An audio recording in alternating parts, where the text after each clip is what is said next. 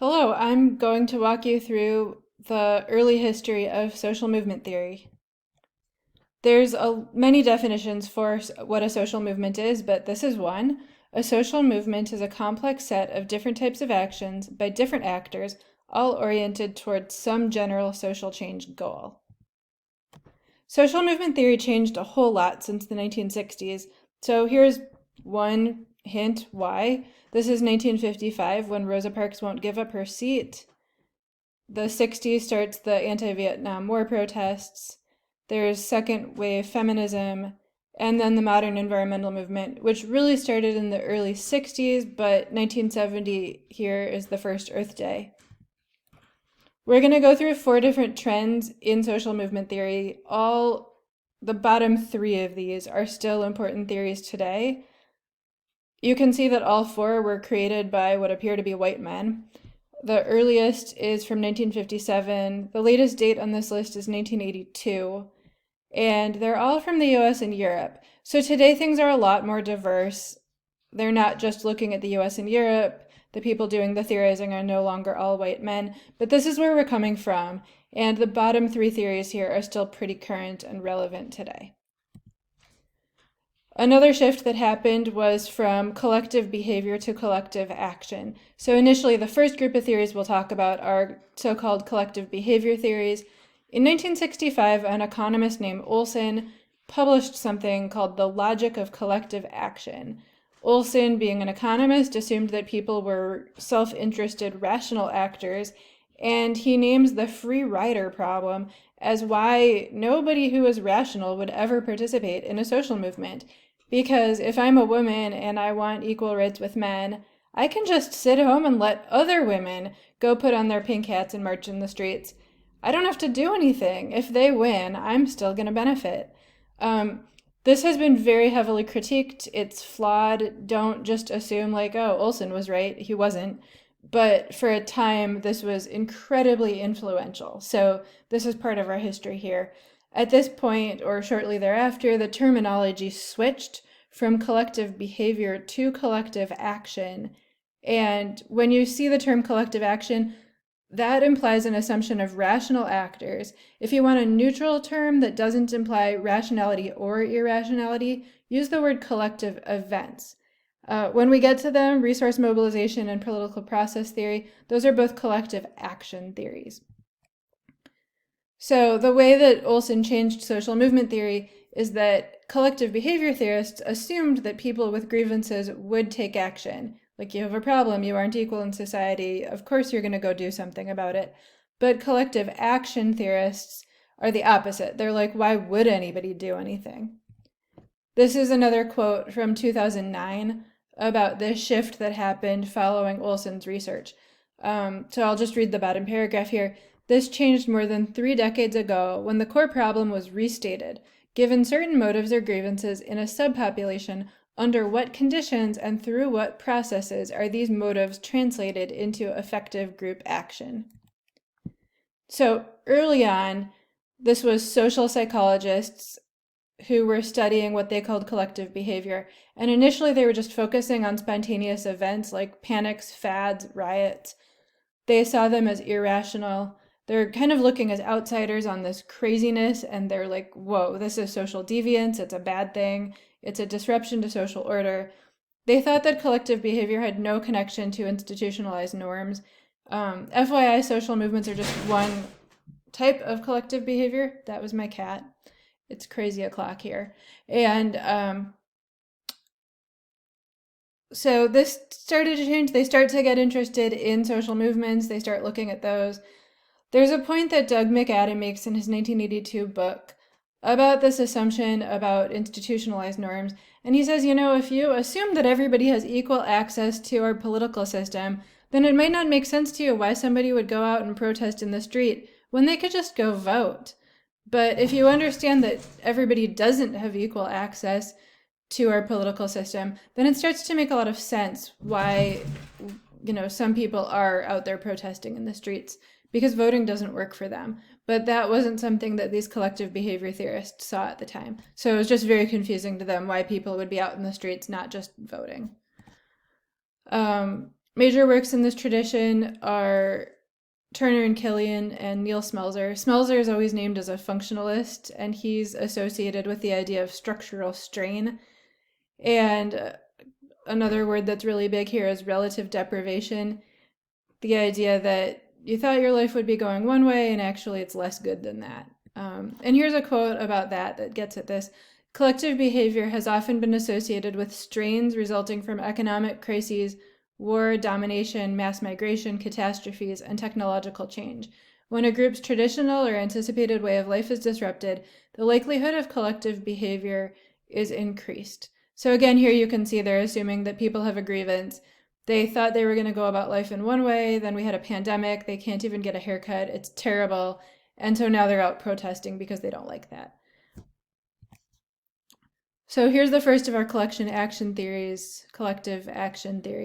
This was proposed in the 1970s by McCarthy and Zald. It's a really cynical theory. It's still very important today, and obviously it's evolved over the years, but I'm going to talk about it as McCarthy and Zald originally wrote about it in the 1970s. So they switched the language from collective behavior to collective action. They're referring to rational actors. They also switched from a focus on individuals to social movement organizations, and they say that grievances can be manufactured. What really matters is resources. They start by critiquing what they call the classical model. They're really snarky about it. They call it outdated. And they define the classical model as this assumption that a social movement is a group of people with shared grievances, and they are mobilized on their own behalf in order to solve their problem, whatever it is.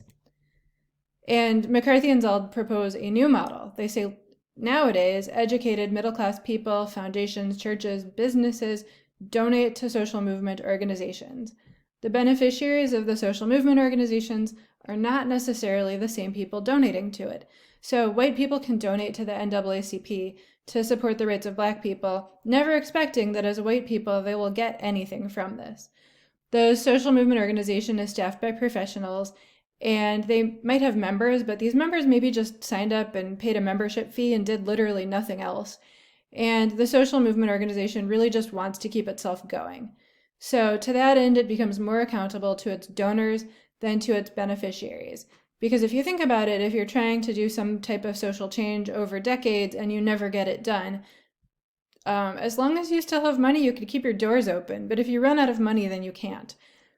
They also say that the social movement organization can now use TV to manipulate the perceptions of both donors and political decision makers. So they say, we suggest that the definition of grievances will expand to meet the funds and support personnel available. A couple things to point out about this. They don't have a ton of data in their early work, and they kind of admit it even. They are basing their ideas on movements on the left in the United States. They're just really obviously using the language of rational actors. They cite Olson here, and they're talking about costs and benefits. One modification made a little bit later, in 1984, Clanderman's adds that at the outset of a social movement, people don't actually know what the costs and benefits will be. So there's going to be a protest on Saturday, and I don't know if I go, will it be violently repressed by the police, or will I just have a pleasant day outside with my friends holding up a sign?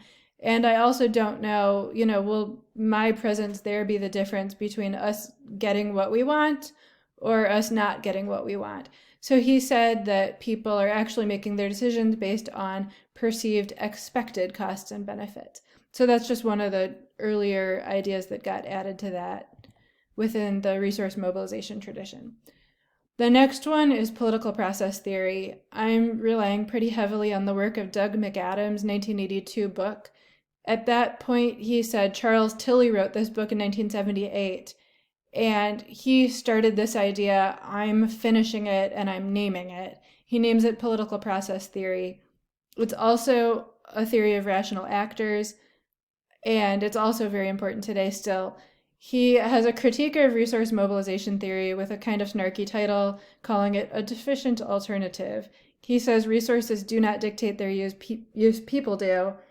And he does think that resource mobilization theory can explain some collective actions, but not all of them. And then he also critiques resource mobilization theory for not defining resources. So he's specifically focused on social movements that cannot achieve their goals by going through institutionalized channels, like voting or campaign contributions. He kind of even says, if you're the Sierra Club and you can just deliver a petition or some public comments to the government and, be heard that way, he's like, are you even a social movement? You're not protesting in the streets. So he's not even sure that counts as a social movement. He studied the Black civil rights movement, and his research question is, what set of circumstances is most likely to facilitate the transformation from a hopeless submission to oppressive conditions to an aroused readiness to challenge those conditions? But here he says a social movement is a political process, not a psychological one. And he is basing his theory on American politics. So you can see that the collective behavior theorists were social psychologists. Then the next theory brought in both politics and economics. And now we're still sticking with political stuff, political sociology here. He relies on 5 concepts, and at this point I moved to more modern sources. I was looking at this website from 2019 and an article from 2017 to look at not how McAdam theorized this in the early 80s, but how it's talked about now.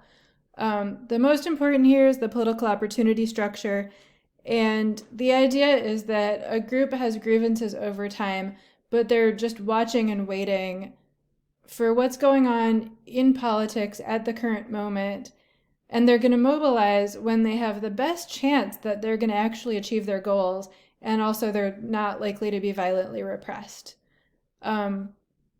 Mobilizing structures, these are the collective vehicles through which people initially mobilize and begin to engage in sustained collective action. So this could be things like social movement organizations, networks, leaders, etc.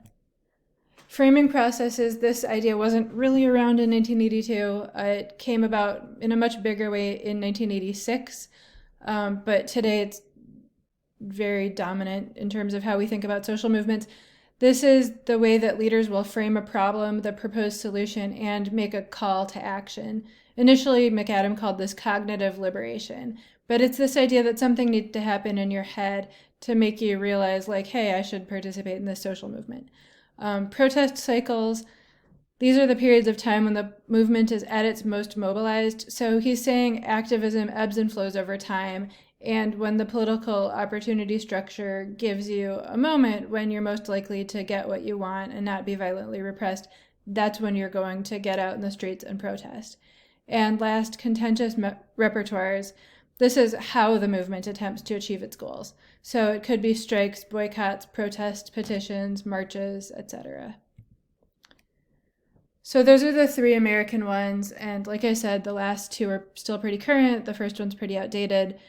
Now we're going to move over to Europe. I'm not going to go into a lot of detail, but the older European theorists studied class conflict. They were looking more at like Karl Marx's work. And in the 1960s, obviously, these quote-unquote new social movements popped up, and they don't have to do with class. You have the women's movement, environmental movement, civil rights movement.